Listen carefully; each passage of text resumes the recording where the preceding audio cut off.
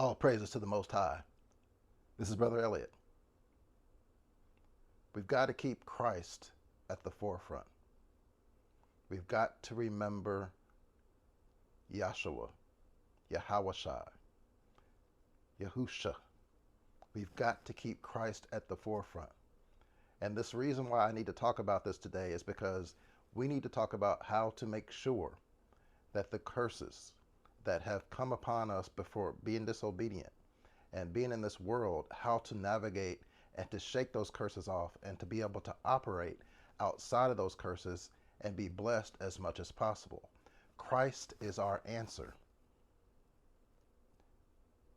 In John 10, verse 9, Jesus says that he is the door. He says, I am the door. And it says, by me, any man shall come in and out and find pasture. And this called pasture for this reason, or just the breakdown of pasture, would just be everything that you need, your resources, your food, your provision, and all the things that are going to be necessary for us to make it in these last days. And yes, I want to remind you that even though there's so many things that we're shaking, that we're trying to shake off and get through in this world as it exists today, that we have to make sure that we're keeping Christ at the forefront, remembering all the sacrifices he made for us, being able to see how he was foretold in the Old Testament scriptures, and how it eventually came to pass that his blood was shed for us, and how he sacrificed and laid down his life for us in order to have life. Because there's so many things that come against us in this world. So many people who are anti-Christ, that have an agenda against God's chosen people. And it just comes out naturally. There were people who were born and bred and created to come against us. And no, we don't hold them accountable. We have to hold our own selves accountable, because the Most High does not play. If you haven't figured that out yet in this walk, let me help you. The Most High does not play. As you can see, what he has done with the apple of his own eye, his own heart, his own chosen people, Israel. And all the afflictions that he's allowed upon us, all the curses, all the torment, everything that he's allowed to happen to us to be purified and ready for him to take us back. He doesn't play. So, if you just needed to hear that and be reminded about how important it is for us to walk the straight and narrow path, then I hope that that reached you and hit your heart right where it needed to hit. So if we know that Christ is the door for man to come in and out of and have pasture and be saved, then that is just an amazing nugget, amazing key from the kingdom to remember that we have to keep Christ and the blood that was shed at the forefront of all the things that we do. We have to remember him. We have to make sure that we are broken like he was broken, and that we have to take each and every one of those things that happen as we continue to be molded and bred and built up spiritually, and remember Christ and all the things he did for us as well. Because as Jesus said, who the world calls Jesus, right?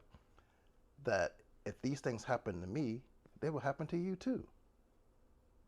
Okay? So we can't get to the point of completely disassociating ourselves with pain, struggle, and all the things that come with just being in this world full of sin. And like I said, those people who are antichrist are literally the thieves.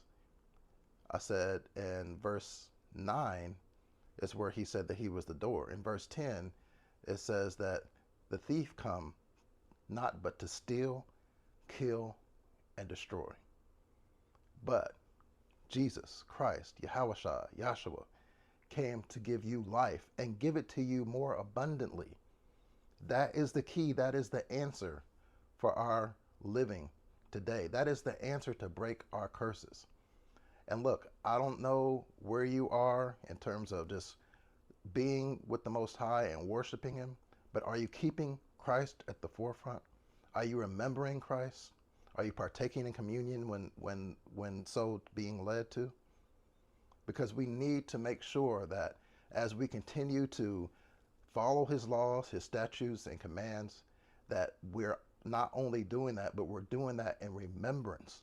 We're doing that in remembrance of Christ, whose blood was shed. The whole reason that we can get along, go along and get along.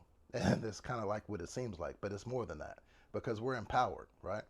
We have the ability to know that all the things that we weren't able to do on our own, we have the ultimate sacrifice of Christ.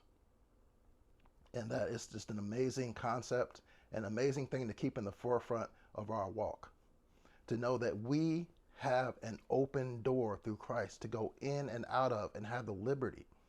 And I want to say freedom and protection as well from the things that may come against us. But look, in the real world, we're going to have to struggle. We're going to have to go through certain things. But we have that protection in knowing that we're covered by him. And in terms of being a thief or being a false teacher or being someone who's anti-Christ and the way they come at the sheep of the Most High, the good thing is that the sheep hear his voice. And no matter how many times that you are trying to be led astray, how many times that you've been loosed to run out of the pasture and out of the safety zone of the Most High, if you really have that connection with the Most High and his Son, then you hear him, and that you should be able to take accountability and run back to your rightful place and covering, and that's in Christ. After all the things that we have to do to get ourselves together in terms of following in him and obeying him and doing what we need to do for our part, we have the grace, we have the salvation that allows us to operate in this world and not have to be subject to the sins even of our forefathers and to be subject to the sins that we've committed ourselves. We can be free from all these things. You know, it may take a process, but we have to keep Christ at the forefront. That's what I'm trying to get out today. I don't know how many times people go through their walk and they focus in on the Most High, they focus in on the New Testament the scriptures, the laws, commandments, and that's all good, that's all well, that's great. But I do know that there's times even in my own life where I'm not focused in enough on Christ and just remembering the sacrifice and his whole ministry and the nuggets that he's given us. The red letters, y'all. Spend some time in the red letters in the Bible. And to really gain the victory and be able to overcome the things that may seem like it's so hard for us to overcome. We have a key. We have nuggets in that, in the teachings and in the just the observations of how Christ walked to follow. We have a blueprint. We have so much, and we have promises as well of the things that he's going to allow us to do, the things he's going to rescue us from, the things that he paid for, the debts that were unpayable through his sacrifice. And boy, do I look forward to his soon return, because he's not done yet. There's so many things that he's going to come back for when he comes back. It says that Christ was sent for the lost sheep of the house of Israel. And I tell you what, knowing who you are and to know that he's coming again for his special set apart people. And I just want to make sure that I don't miss the bus. And I hope you do too. And to remember that even as we're waiting for him, we have a lot of liberty and we have a lot of victory right now that we're able to operate in him as our door. Just remember it. Keep it in your heart. Keep it in your prayers to know that you have an open door. When everything seems to be closed around you, you have access in and out of the pasture. And to know that if you are called, chosen, and set apart, the word says that you will hear his voice.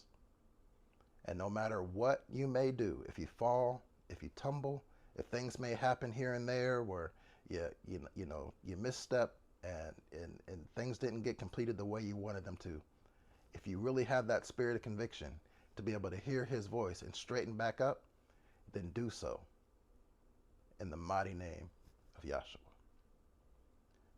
I want to say this because to me, I find it so important to remember that as we battle, as we go through life and, succumb, sometimes mentally, you just might succumb to the fact that, I just have to wait till the things, for Christ to come back or for things to reset for the kingdom, for me to live life with freedom. He's liberated us already. In the midst of our curses, in the midst of this dead and dark and dying world that we're in, we do have liberty in Christ. And no, it may not look like the people that are here to enjoy this world as it is for everyone. But and look, if you get too caught up in the world as well, you can lose all of that. So you got to make sure that you know how to separate yourself from the things that Christ allows and the things that we're supposed to do, as opposed to just getting caught up and just losing our way and missing the bus. So, all that to say is, I hope you're touched and blessed today. I don't want to be long. I just want to make sure that make a poignant announcement and reminder to keep Christ at the forefront of the things that we do. To remember his sacrifice for us, his love for us, the peace that he gives us, the provision that he gives us, the teachings that he's left us with, the example of his ministry that we can see in so many parables and stories, and the way that he led and taught and was patient and humble. All these things are right there for us to see in the New Testament scriptures. And I think that it's always good for us to really spend time in the red letters, or just the scriptures in general, to see how Christ interacted with his people and the things that he said to us in his red letters, in his word, when he was speaking. Because I'm telling you, it's gem upon gem upon gem about how to survive and thrive in today's environment. And I know, like, if you come from the church,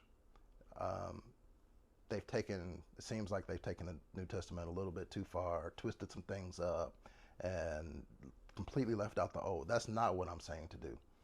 I'm trying to make sure that there's a complete balance in knowing how we follow the Torah, and then the prophets, and then knowing also that Christ is the key, the ultimate key. And when he comes again, you will see how much of a key he is, if we shall see that in our lifetime. It's getting pretty close, and it might happen, because like I've said in many times, that I did not expect for so much to have happened so far that I was able to see. But just get ready, stay in peace, stay connected, and thrive. Despite what curses have come upon us for our disobedience and the disobedience of our ancestors, if we line up and keep Christ at the forefront, we should be okay. All praises. Until next time, this is Brother Elliot. I'll talk to you soon. Peace.